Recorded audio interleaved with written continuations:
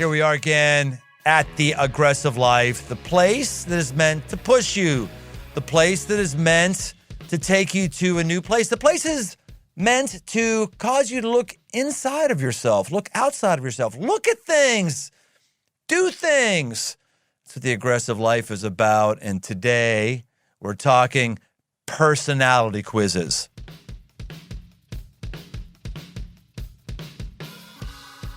Personality quizzes, you know, they're all the rage right now. And I got to tell you, I'm not a fan. Generally, I'm not a fan. Hey, take this short questionnaire and we'll be able to give you an hidden insight into your life that's going to change your life. Suddenly, everything comes into focus when you're an ENTJ, right? Or an 8-wing 7 or a fire element or a D with a high C. Wrong. You know, I think self-discovery is great. I'm all for it. If a personality type helps you do that, then it can be a useful tool. But here's what I don't like. I don't like how there's so many people who are anal gazers. Anal gazers? No, not anal gazers. Navel gazers.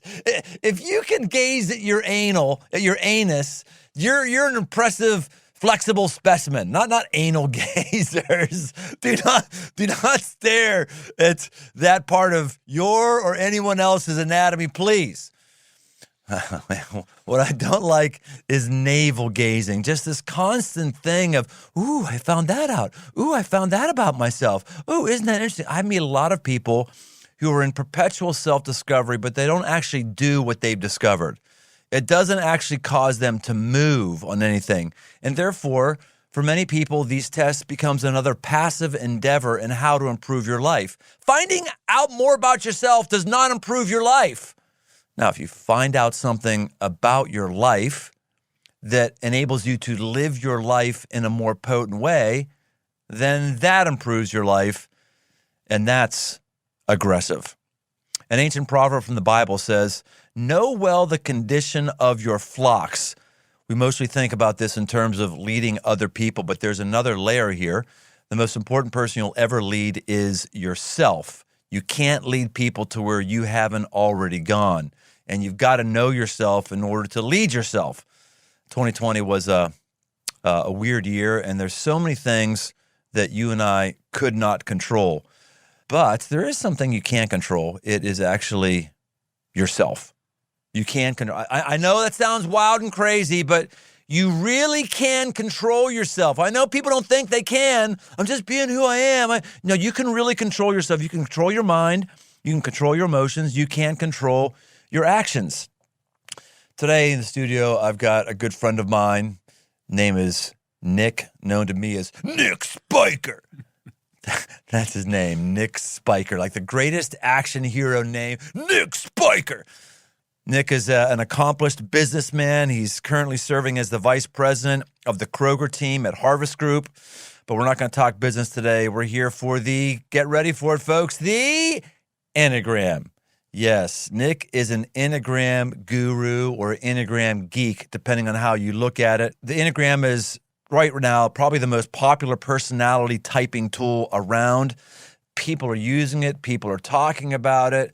I haven't really been all that into it at all, but I've actually found it fairly helpful because of my talks with him in a group that we're in. There's some interesting insights. So I thought, let's bring Nick in here. He helps a lot of people through this process. We're going to try to help you today here on The Aggressive Life. Welcome, Nick Spicher. I love that nickname, obviously. And this has been a journey to get here. I feel like I first talked to you about the Enneagram 3 years ago. And for the last 3 years, you've done nothing but make fun of me for talking about the Enneagram. So that's my love language. One of my love languages is verbal abuse. So, yeah. I feel like you might be like the coach. Like if Brian stops making fun of you, that's when you should get worried. So the fact that you're making fun of me, I still feel like we're making some progress. So we are making no question. Let's do the.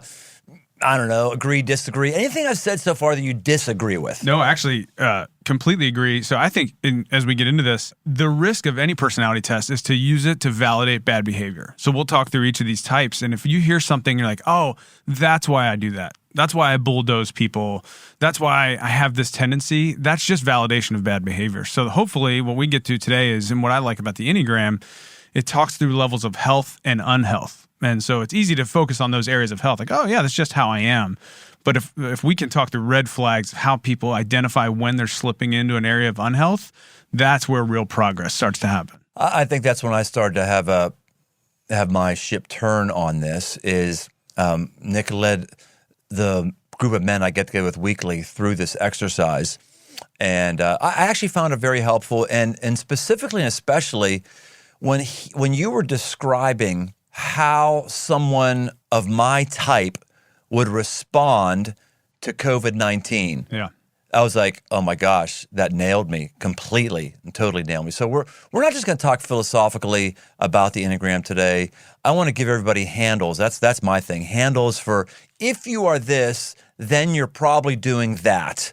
If you are doing that, here's something to think about in recharging your batteries, understanding all the losers who aren't like you, all that kind of stuff. It's been really helpful for me. If we don't have fun today, then we're not doing it right. Because I think that's the one thing that I feel like people with personality tests, they take it so seriously. And yet, hopefully we'll have some fun while we do this. So the Enneagram, one of the things that is advantageous to it is a very old, ancient thing, right? Give us the history of this thing. Yeah, so depending on where you read and the Enneagram specialists out there, be lots of debates, lots of Reddit threads you can read, a lot of ancient wisdom tied into this. The foundational basis is this idea that all of us, through DNA and life experience, have some foundational element that happened, and this would be in the 202 course, something that happened in our childhood, and a moment, an experience, an event that really sunk in and started to change our personality. And you take that plus your life's experiences, and that's the person you are today. In Enneagram theory, they call it the childhood wound. There's a childhood wound that happens that suddenly that is something that as you dive in, you say, oh, that's why I seek approval. Something happened, the way I was parented. Plus your life's experiences kind of show who you are as a person today. Interesting. I did not know that level of it. We haven't got into that. So it's not DNA, it's a wound and your life experiences. Combination of everything. So you would say, I can look at my mom and dad and say, there's certain elements of my personality I get from my mom, certain elements I get from my dad, but also I can look back at the way I was raised, the way I was parented. Some people have, whether positively or negatively, a traumatic experience in their childhood that changed the course of their personality, and then they have life experiences that have built on top of that. And so in this idea of self-discovery, that's where you start to dig into, like, what is it that made you who you are today? Certainly DNA is a part of that, and then life experiences make up how you see the world. And when did you start geeking out on this? So about 3 years ago, the company I work for, we went through a major transformation, and the leader of our company introduced us to our leadership team. And believe it or not, I had the exact same reaction you did. Like, I'm not taking another personality test. I really don't love personality tests. And so yeah, because I take personality tests and they all come with the same. It just says Jesus. Yeah. That's because that's exactly what I am. It's just that they all say perfect. I'm not supposed to get a number when I took the Enneagram. It just said Jesus. Yeah, I think we talked about there's no perfect Enneagram number except your number. Yes. So I know that. And so I remember where I was when I sat down, and we'll talk about resources. There's a book called Road Back to You by Ian Cron. I felt seen, and I didn't feel validated in my bad behaviors. Like, oh yeah, that's why I am. I felt like there were some weaknesses in my personality for the first time that someone put words to. And so for us at our company, it's become the language of our company almost to a fault. Literally meetings, sit down and like, well, so me as an Enneagram 7, the way I heard you say that, you as a 9, the way that you heard me say that, that's how conversations go. And so as I started to see it impact my work, then it became, how can I have this impact my marriage? And so my wife has taken it. And so about 3 years ago is kind of when we started this journey. So go ahead, give us the macro overview. What are the numbers? Yeah. What are they? Yada yada. Yeah. So 9 types on the Enneagram. Again, the shape, the geometric shape is of a circle, 3 triangles. Start at the top at the 9 and go around. And so I thought if it's up to you, maybe we go through each type, do a bit of a Twitter level analysis of each type. Yes. And we'll start with the 1. And the 1 is considered the perfectionist or the improver. And so if you think about that, 1 is the person in your life who, at the end of a presentation, different elements in the room, people in the room would say like, oh, that was really good. The 1's going to be like, I got some questions. I got some things I want to improve on. And so they're the perfect. They tend to be very diligent, very disciplined. And the one thing that people might not know about a 1 is they tend to be very social justice oriented. They want things to be right. They want things to be fair. And so that's one of those things you'll say, what is driving a 1? It's really that desire for perfection and desire for fairness and justice in the world. So when we talk about anal gazing, this would be the number 1. Yeah, that would be correct. Yes. It's not on my notes, but that would be Okay. perfect. Yeah, very rational, idealistic, can tend to drift into that workaholism because they just, you want them to turn that paper in and they want to keep working on it until it's perfect. All right, perfect. number 2. Number 2 is your helper. So if you're listening, if you don't have a number 2 around you, get a number 2 around you. Those people are the folks that when something is needed, they jump in to help immediately.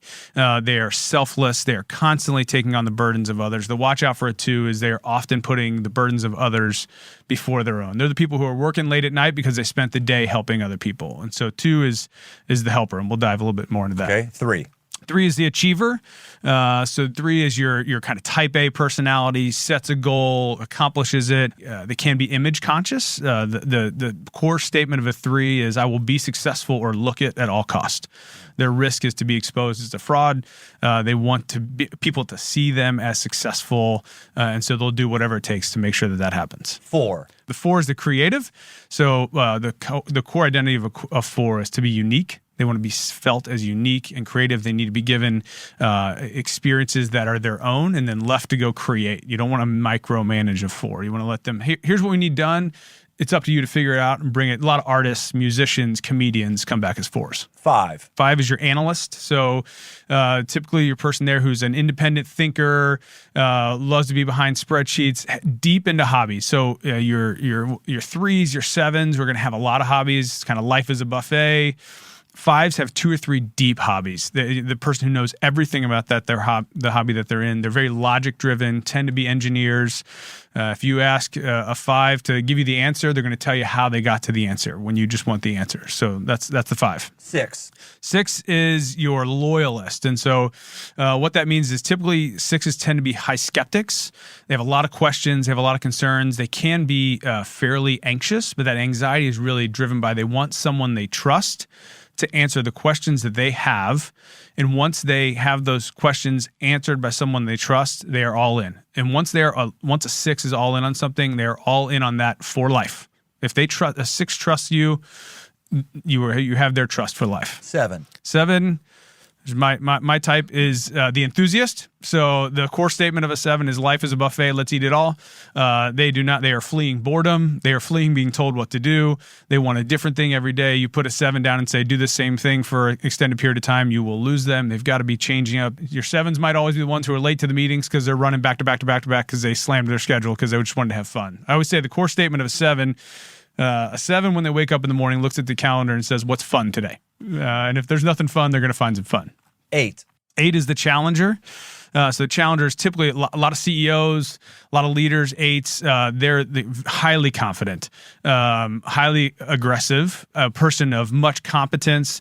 They are chasing after big moves. So your 8s tend, again, in that CEO level, they're making big strategic moves. When stress comes, their tendency is not to get into the details. It is to make a big strategic move. They're driven by change, driven by challenge. They embrace conflict. 8s want people around them who will have conflict with them. They actually can sniff out people pretty quickly who they try to have conflict, who don't like that conflict, and they'll almost park them on the side and say, not for me. I want somebody who can embrace the conflict. No surprise. I am an 8. You're not just trying to describe me there. You would have said that no matter what podcast you were on. That's right. 9. 9 is the peacemaker. God love 9s. So 9s are the folks who just want it to be peaceful in the room. They want there to be no discord between you and me. If they see tension in the world, we'll talk about 2020 and 2021. My goodness, 9s felt that because it's nothing but tension. It's nothing but discord. And so 9s are awesome if you can get them to engage. And so like a 9-wing 8, not to get too deep, is great at conflict.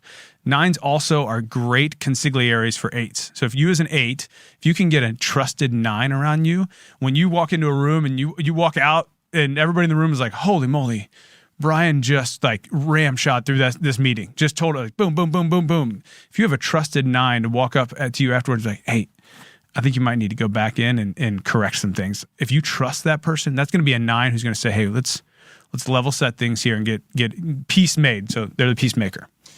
You told me that the most widespread number was a 6. Yeah.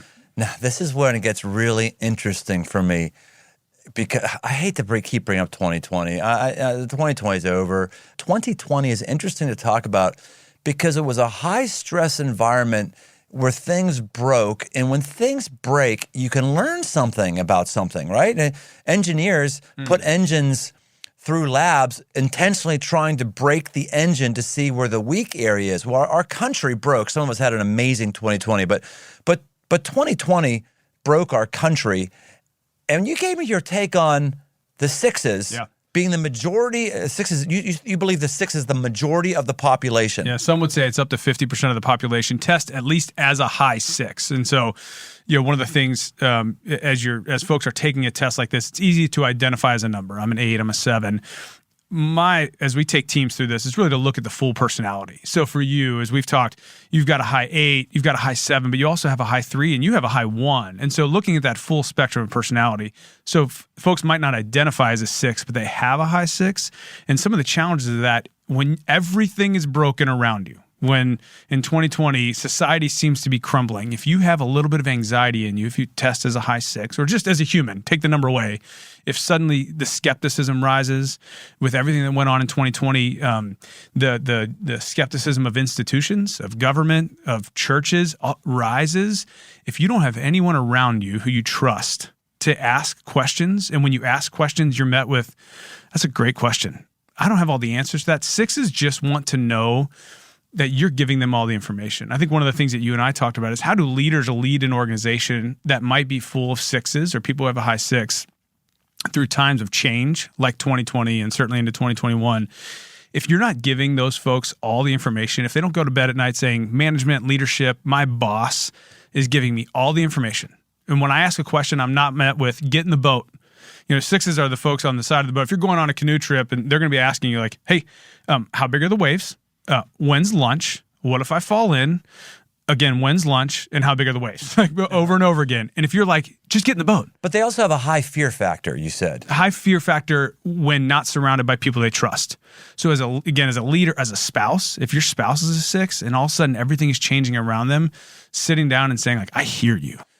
Folks, this is really important to understand. I'm not saying that everything that the country has done in response to COVID is not warranted. I wore a mask coming in here. I mean, I'm not trying to second guess everything that's happened, but for those of us who are still scratching our heads going, how do we come this far and have we overreacted a little bit? When half of the country is a 6 and fear and order and control, and by fear, I don't mean fear that's necessarily negative. Fear, order, control, this is your elementary teachers. You want your elementary teacher to be a little bit fearful that Johnny doesn't run with a sharp pencil and poke out his eye. You want your accountants to be controlling the numbers and making sure you're not doing something wrong. But when you have 50% of the population that's around fear, order, control, and 50% of the population is maybe married to other people who don't have that, but they got to defer to their other half. If you feel like we're overreacting sometimes, you can't lead a culture away from where the vast majority of the people are. And it's all about interacting and knowing those people. So you and I talked early on in the pandemic. You as an 8, your desire under stress is to go big strategy, big change. And so one of the things and we can talk about that you felt was kind of stripped away for you was this like, what do I do? People are being told just to stay in your house. And so you as a leader just step in and go, all right. I remember it was after, I think you had a meeting, was like, I just cast vision. Here's where we're going. We're changing everything. We're doing all this. And you're like, I felt the fear in the room. It's like, well, if there's 50% of that room is a 6, what they really wanted someone to do is sit down and be like, I hear you. Now, you've got to do as the leader, you've got to say, we are going somewhere, but knowing that the people in the room might have a different lens than you, big strategy, big change might be a bit of a driving anxiety, is the help of just knowing the people in the room to say, okay, I cast vision. And then the follow-up step is to sit down and say, what questions do you have?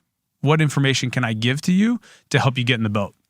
Yeah, our first crossing of the Rubicon was being in a leadership meeting, and we were just wrestling, how real is the COVID thing? How not real is it? What do we need to do? And it just kind of dawned on us in the meeting, oh, this is real. We need to have people not meeting in cubes and open workspaces. And I walked through the offices and just gathered all of our staff up. We went to a room, and I gave a kind of a rallying speech around basically the early church was not afraid in the midst of leprosy.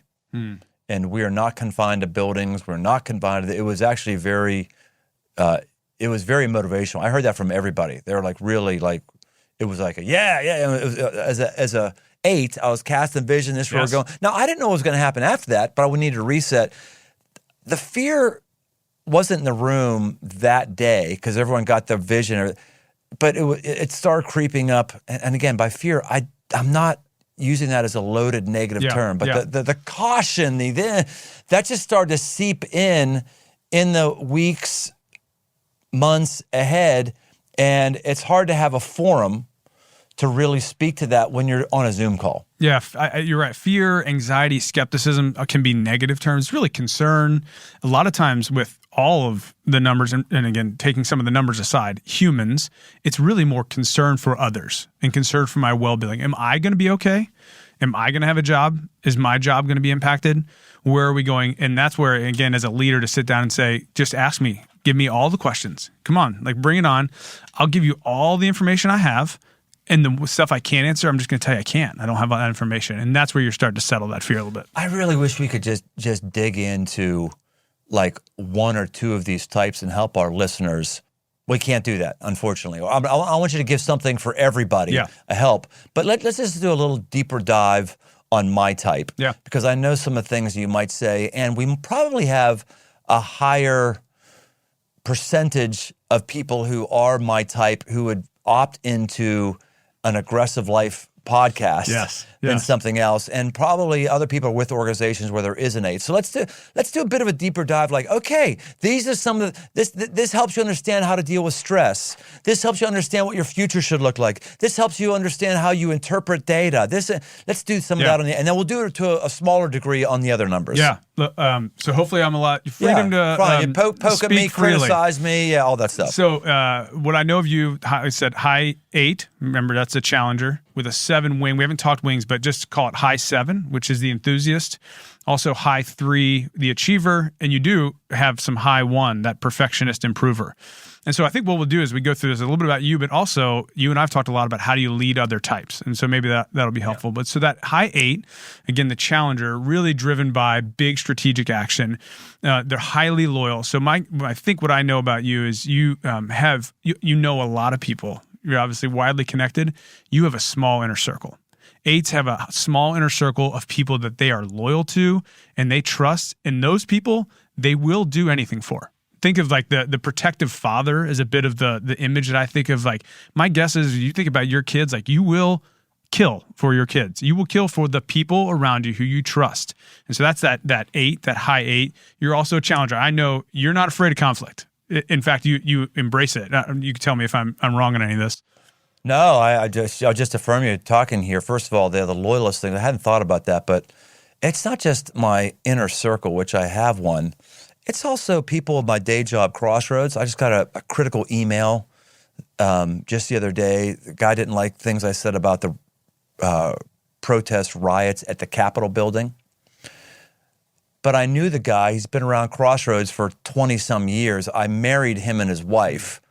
That guy's not going to tell me anything that's going to make me think he's a jerk. That guy's like, it's obviously he's in on me, and I haven't seen him with my own eyes for years and years and years and years and years and years and years. But I was like, I received that email entirely different than I would have anybody else. So that is about trust. Right. And so, right. 3s, again, the achievers, tend to be people who, when they meet people, automatic trust. You don't have to earn the trust of a 3. 8s, you have to earn their trust. It takes time. You've got to build kind of repetition to be trusted. They have a general tendency to put people in a negative trust position. Once an 8 trusts someone, that trust is almost impossible to break because you've become fiercely loyal to them. Whereas 3s, they kind of assume trust. I meet somebody, I'm high 3, I immediately trust that person, but it's also easy to break. As soon as they do something like, oh, now I'm distrustful.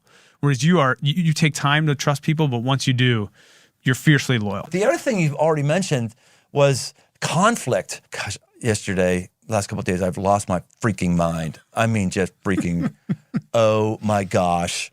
I've been in a couple meetings where I'm just going, man, there's stuff around the thing that I leave my day job that are just downright broken, and I am not happy about it. And I am on a warpath. I'm on an utter and complete warpath. And in those meetings, when I'm with those folks, I now know myself enough, and I tell those folks, I say, look, I'm going to say this really clearly and really strongly. And I'm not saying this because I want you to like cower in the corner in fear and just go along to get along. I'm saying this because I want to be so abruptly clear with what I think that I want to give you the permission to shoot it down. You'll know exactly where I am. And if you don't like it, great, let's talk about that. The gift of an 8. Yeah, I have zero problems when someone disagrees. And I actually have zero problem when I'm intense and someone gives me a new data point that I didn't have. Like, I turn on a dime. It just goes away immediately. It's I didn't know that. The mark of an 8, and you happen to have a very low 9. So that peacemaker is really low in you. So what that means is you desire conflict. You want people to push. And often in unhealthy, we talk about levels of health and unhealth. An unhealthy 8, meaning insecure, maybe feeling like they're not doing their job and they're just kind of trying to bow their back to make up for what they're feeling, sense of insecurity, doesn't want challenge and will actually react negatively to challenge. You desire challenge. That high 8, low 9 is like, tell me I'm wrong. I want to have conflict, isn't the right word, challenge to make myself better. That's more your high 3. So that high achiever, the job needs to get done. And it has to get done with excellence. So your combination 3-1, that excellence that you have, you and having been around you are a high improver.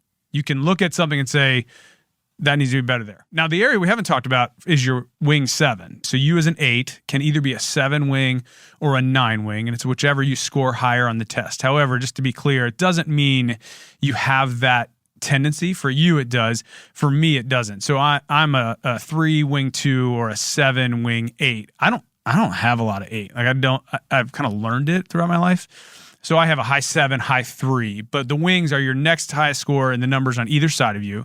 Yours just happen to be your 2 highest scores are 8 and 7. And remember that 7 is the enthusiast. And really what that 7 is all about having fun. The 2 things I mentioned earlier, that 7 is fleeing boredom. A bored 7 is incredibly dangerous. They actually say, not to stereotype, but a bored 7 male is really dangerous. They Adultery city. Gluttony. Pornography addiction. So, gluttony. Each number has a core sin underneath it, and the core sin of a 7 is gluttony. And so, as a 7, I feel that. And we talked about what does 2020 do?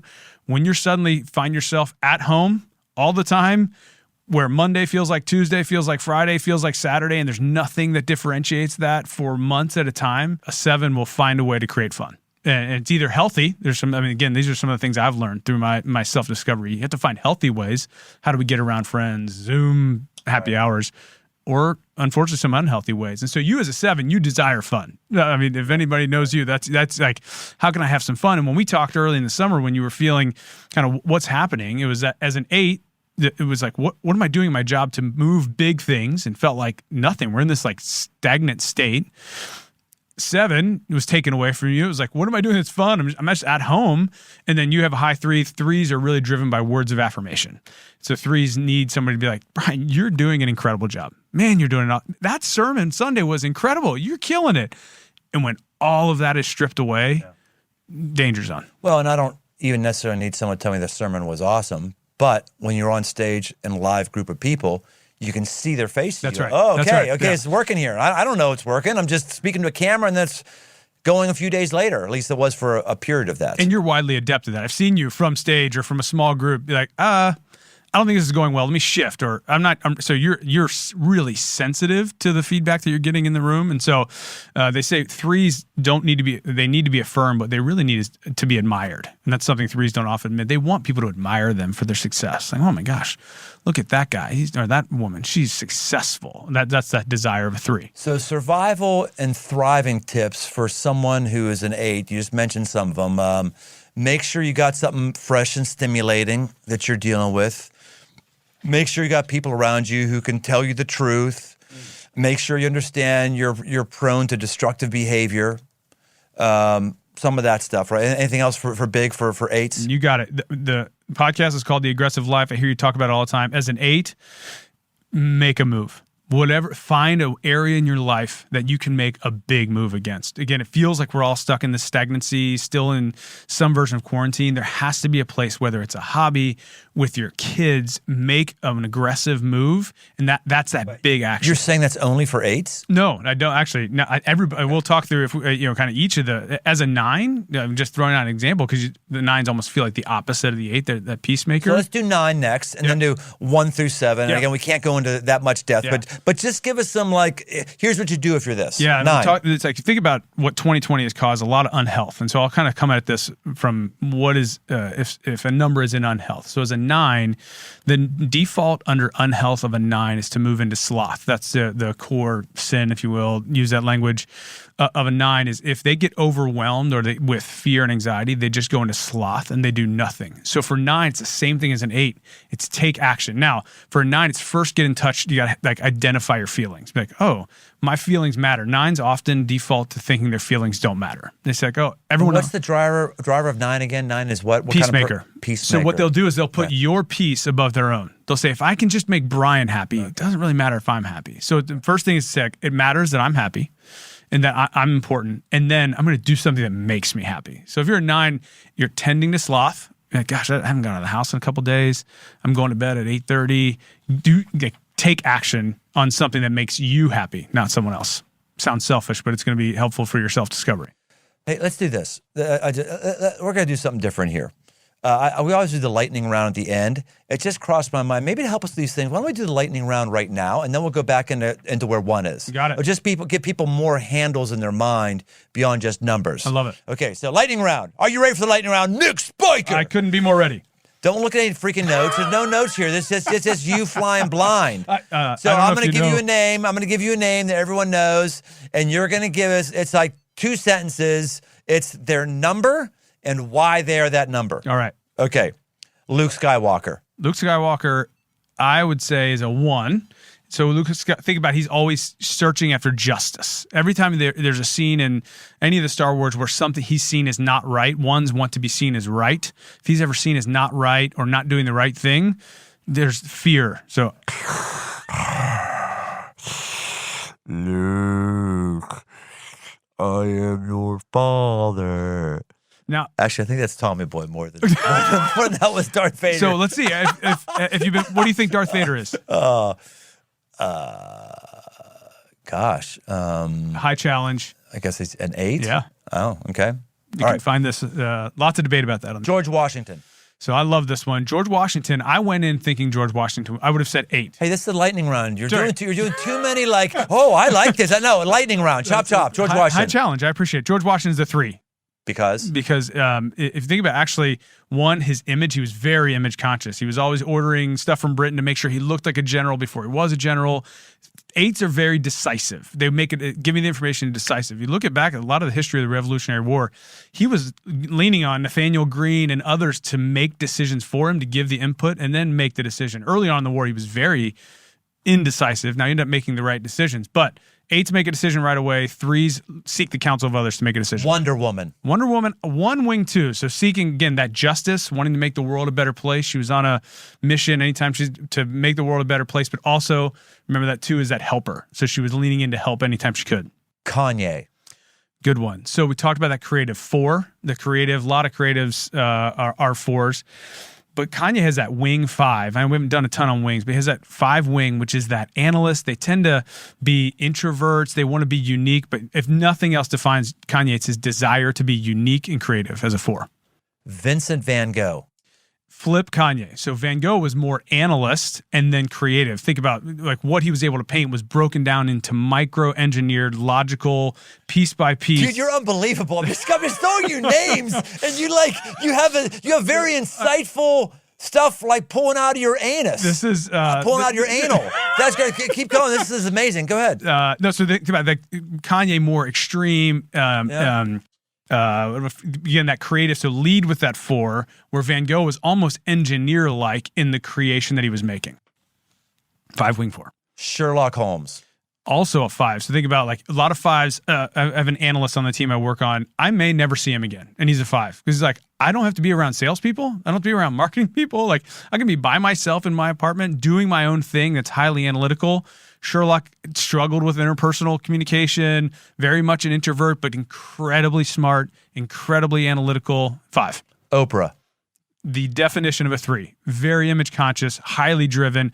You can imagine Oprah standing in front of her team and setting a goal. One of the challenges of the 3s, they tend to set, here's where we're going, step 10, and they forget to lay out step 1 through 9. They leave that for the 1. 1s are great integrators. So if you're a 3, get yourself an integrator. Hey, I'm going to cast a vision. Here's where we're going at 10. And then the integrator 1 comes in and says, okay, now let's lay out the detailed plan. Harry Potter. I'm going to get myself in trouble. There's actually a ton of debate on this, which sounds like the nerdiest thing I'll ever say in my life. Yep, I'm actually, you just cut that out too. So either a 6 or a 9. So in that 9, very humble, very, he deflects any of the greatness about him. But as a 6, deeply loyal, highly skeptical, but ready for any disastrous situation. If you know somebody who's a true 6, if you give them something bad, like, well, a customer just had a complaint about our service. Oh, that's it. I'm getting fired. We're all going out of business. Like that's the immediate train of thought. And so he's ready for that disastrous situation to arise. Michael Jordan. The 8 wing 8. In that, I mean, for those who watched the documentary, it came through in that one of the differences between folks who are a 3 and an 8, 3s want to win. They will win. They will achieve. 8s want to dominate. When they're up 4 at the end of the game, it's like we want to be up 10. You have a football coach who's up 60 at the end of a football game. They're going for the touchdown, not kicking the field goal or kneeling. They want to dominate. And really unhealthy 8. He had that insatiable desire, like nothing could satisfy him. It was either maybe 8 wing 7 because of the fun, the golf, the gambling, but that insatiable competitiveness is unhealthy 8 tendencies. But 8 wing 8 for sure. The Queen of England. I don't know how much you know about the Queen of England. I don't know a lot about the Queen of England. I also, it is a good opportunity to say sometimes your role does change your type and how it might show up. People say, well, how can that matter? If you're in commercial contracting, you're going to learn some 8 tendencies. Why? Because conflict is the language of the industry. So if you're not comfortable with conflict and you're on a work site all day, you're going to quickly become used to conflict.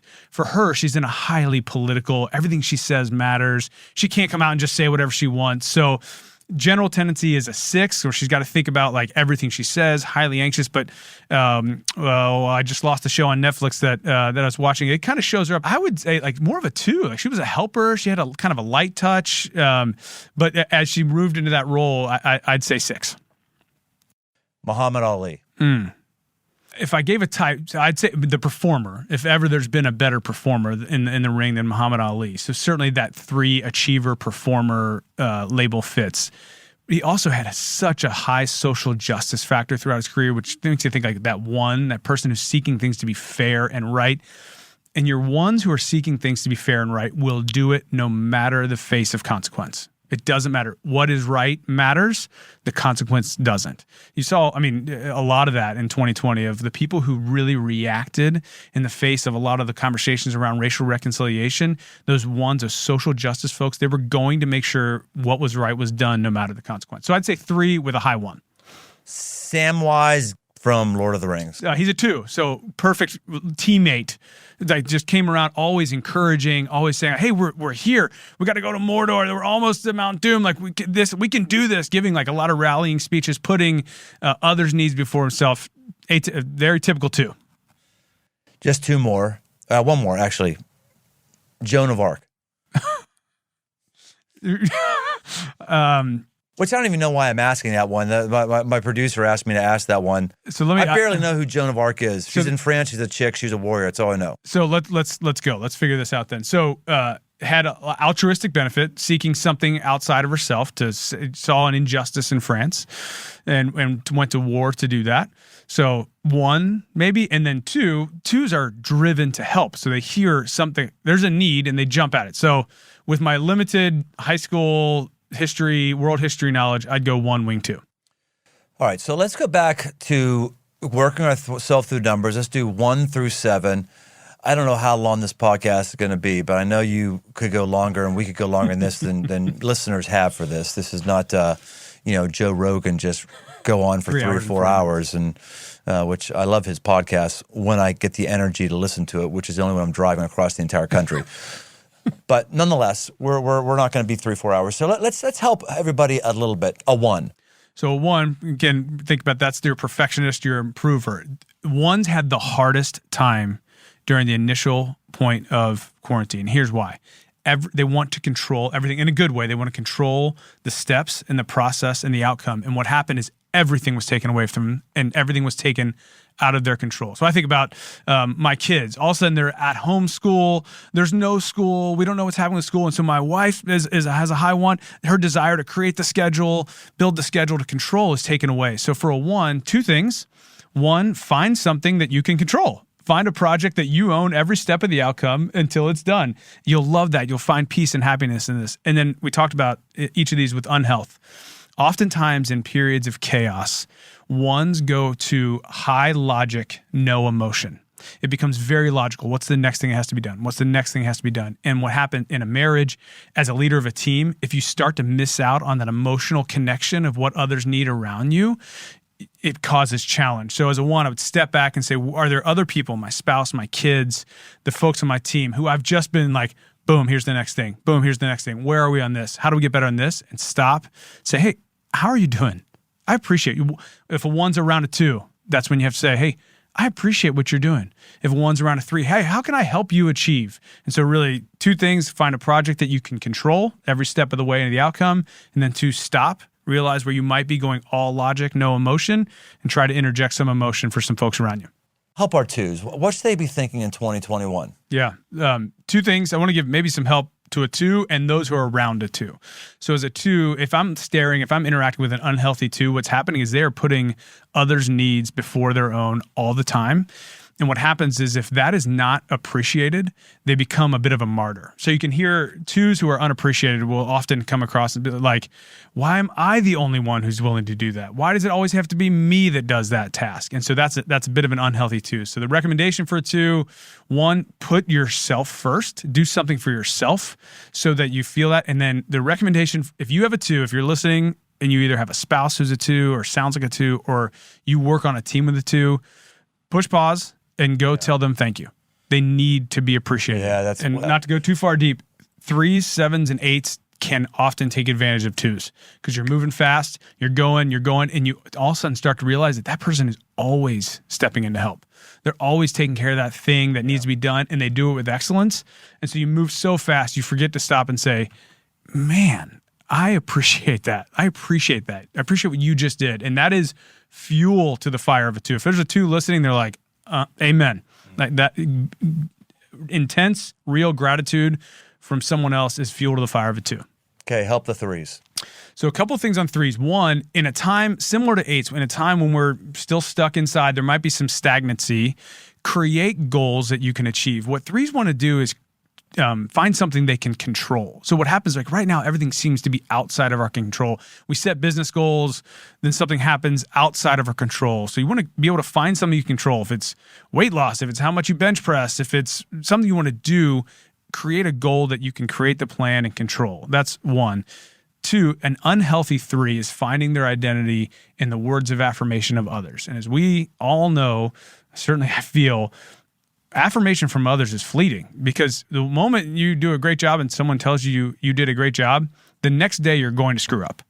And so that's going to come. So that high of words of affirmation of others is going to come down. And so seeking your identity in a way that says it doesn't necessarily matter what others think of me. I love it. I want to be appreciated and affirmed, but I don't want to ride the highs and lows of whether people like me or not. Help the 4s. Get a project. So 4s are creative. 4s are thriving. I mean, the internet is doing great in this day because there's so much creativity out there. There's new creative space. 4s and 5s, we'll talk about next, have been forced into a bit of isolation and creativity. They have time to do creative projects. The one thing about 4s is their creative projects can be seen because we have the internet now where they couldn't have been seen 20 years ago. Exactly. Yeah, the medium creates that. The one thing about fours, they can have a bit of a dark undertone. So think about the Kanye West, great comedians who were fours. Robin Williams was a four.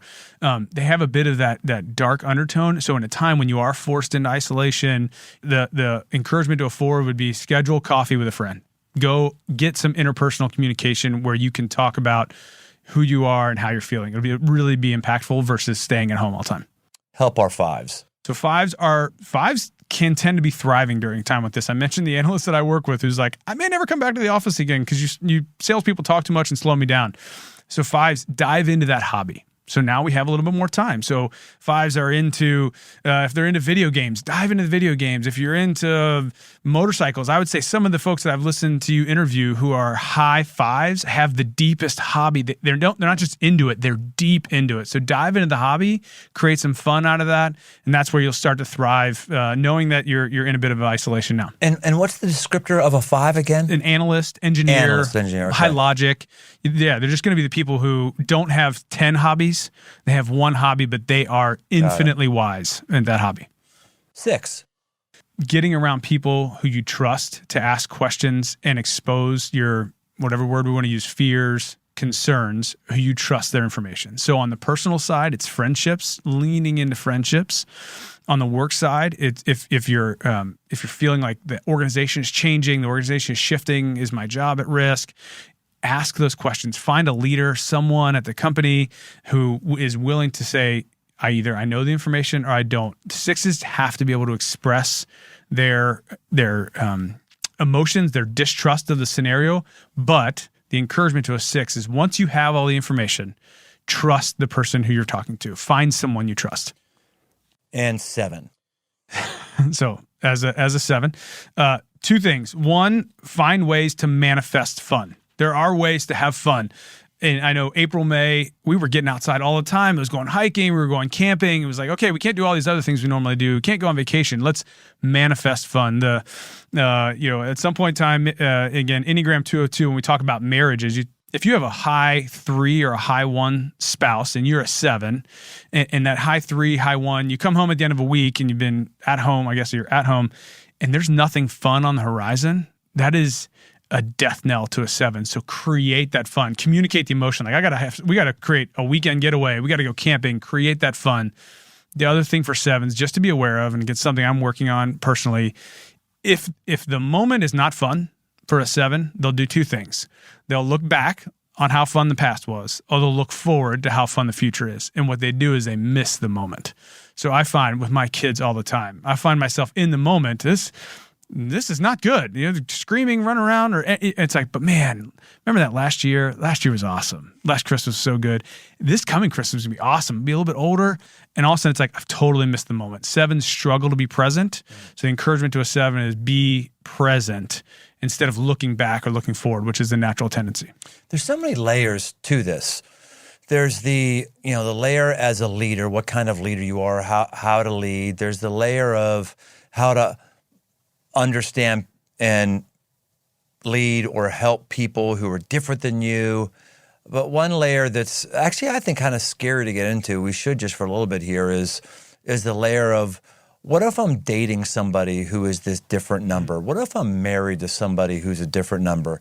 And I don't want to freak some people out, but let's just do that potentially anyway.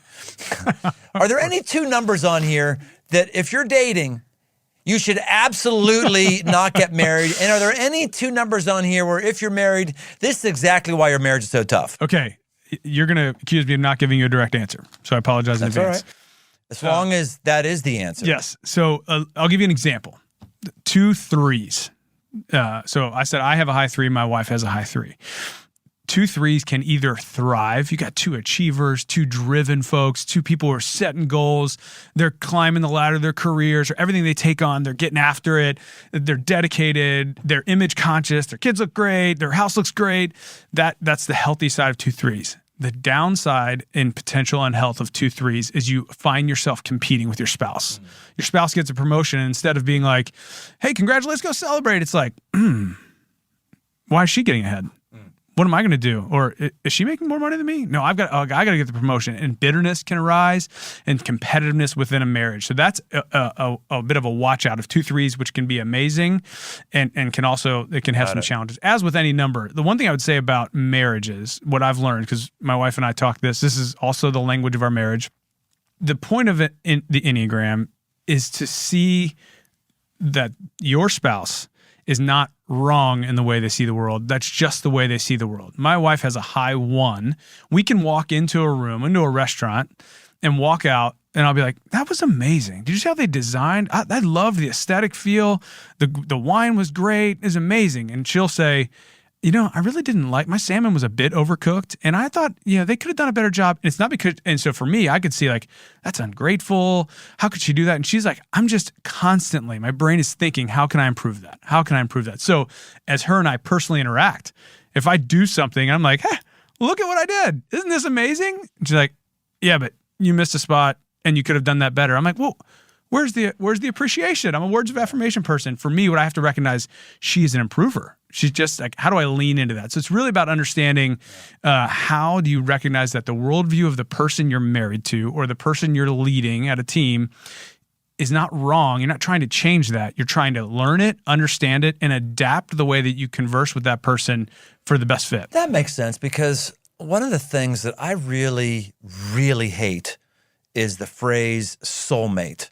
I hate that. I hate that concept. This idea that God has one person created for you, and when you find that person, they're going to be the perfect person for you, and you're going to mesh together. That's not true. That's not true. I don't believe God has one person for you. I believe there are hundreds or thousands of people you could marry or who could marry you. I just believe that. I don't think who you're going to marry is predestined by God any more than what you're going to order on a menu. I know it sounds really weird to people, but anybody who's been married for 32 years can say, I could have married to any number of people, and my wife probably could have married to way more people than me. You know what I mean? But as I think of that and I go through the thing, I can think of all those numbers, how it would be awesome to be married to one of those numbers as an 8, or how it could be awful married to one of those numbers as an 8. And think of, you said 32 years. Think of like you're still learning your spouse. Like that, it's not like you came to a place of arrival like, oh my gosh, now I understand Lib so well. And it is easy to think, what if I was married to a 7? But I know, for example, the way that our house looks and how organized our life is because my wife is an amazing improver. So I'm not.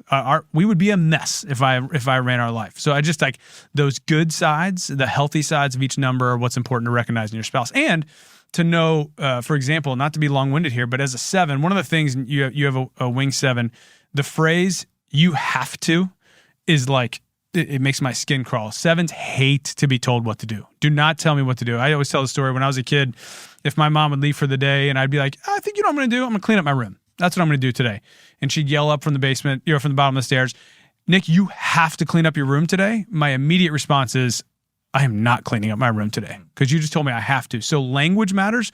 My wife and I talk a lot. It's like a check in the spirit. If she's like, hey, you know what we have to do today? She'll stop and be like, okay, I have an idea of what we could do today. It's like, I hear that better than being told what I have to do today.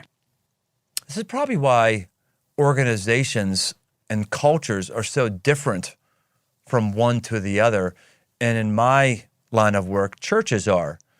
Because how you would preach then would affect who you're attracting. Like, I think of some of these anal preacher guys, I'm not going to name them by name, but some of them just really bother me and annoy me. And that's basically, you have to, you must, and they even have like, their ministries even has the word grace in there for some of them. Like, you know nothing about grace. You know a lot about judgment. You don't know anything about grace, So, you have to, but that is attractive to a heck of a lot of people. A lot of people are like, oh, that's what church is. You're telling what I have to do. So one of the more confounding things I've heard recently is that teams and companies take on the personality of their leader. So if you just started to take, what's the Enneagram number of Crossroads? What's the Enneagram number of the company I work for? The Enneagram number of Crossroads, for me, the church you lead, is 8 wing 7. And why is that?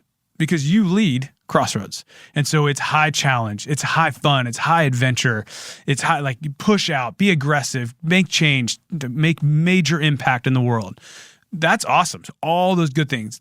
As the leader of a team or a company or a church, the thing to slow down and think is, what are the weaknesses or the unhealthy pieces of that I have to be aware? So for me as a leader of a team, I've got to slow down and say, okay, I have a low 1.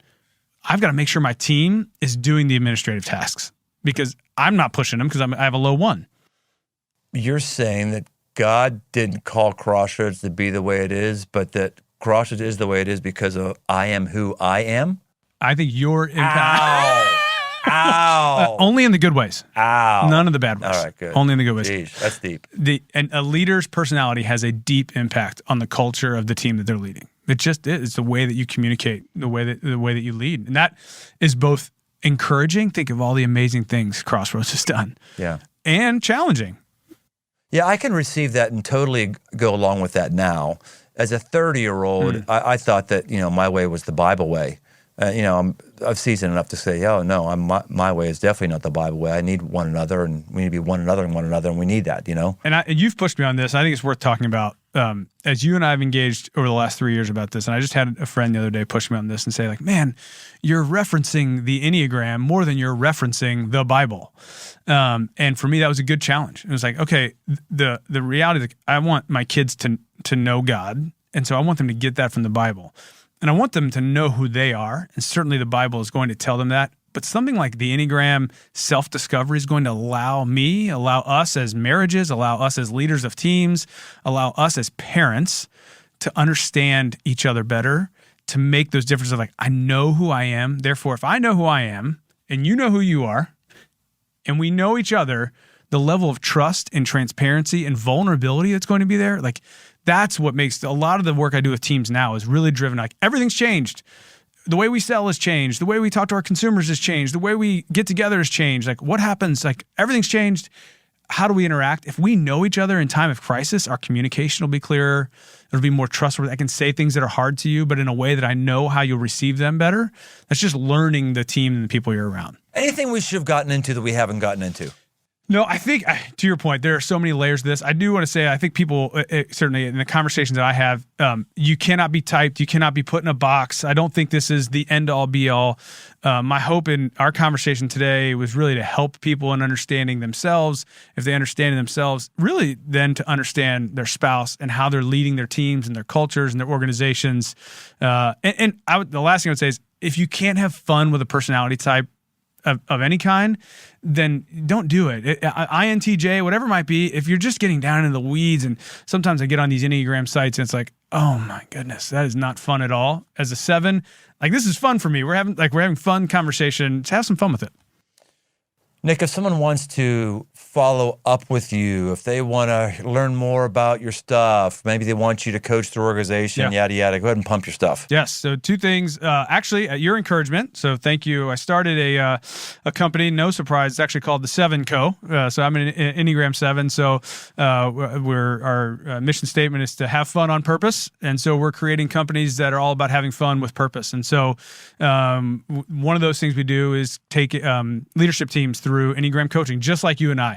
Everybody would take the test, and then we'd have a session just like this. And the goal of those sessions is to understand, if I know myself and I know my team, the folks on my team, and we're in a whitewater phase of business, how do we communicate with more trust and transparency? You can reach out, ngspicher, Spicher, at gmail.com is the email for that. I'd love to help. It's a passion for mine. So folks will often call me, and it's like, oh, yeah, sorry to ask you this question. It's like, I love to help. So, yeah, right. ngspicher at gmail.com. I can't get away with saying it like that. I would sound ridiculous, but it is my favorite. Nick, it's been a pleasure. We didn't tell you. Is there a webpage or anything, or just an email? The7co.com, www.the7co.com. And yeah, reach out. We'd love to help. Nick, thanks for enlightening us, helping us. It has been a good time. Boys and girls, if you like this, go ahead and share it with somebody. Give us a good review. Spread the love. Let's get it into as many minds and hearts as possible. We'll see you next time on The Aggressive Life. Hey, thanks for listening.